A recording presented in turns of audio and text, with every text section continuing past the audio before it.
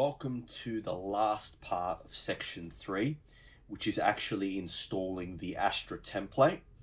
So just a little bit about templates. So templates in WordPress are like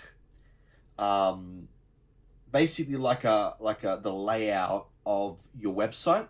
So when you're working with Elementor, you actually pick a template and then you work within the template in order to create your website.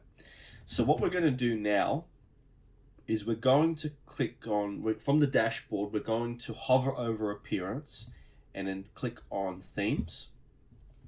And then what we're going to do is we're going to click on add new up here.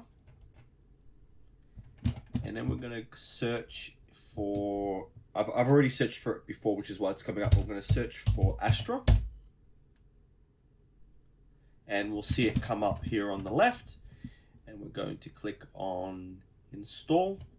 Okay, so now that the Astra template has been installed, as you can see here, we're just going to click on activate. And that will go ahead and set it up to be, you can see it's now active. So what we're going to do now is we're going to move on to section 4, which is a discussion of the backend of WordPress that we're currently in. I just want to take you through some main functions and a summary of the backend, just so that you're familiar with this, because I've shown you how to set everything up, but it's going to be a good idea if you have an understanding of what's in this backend area. So we're going to be moving on to section 4 now.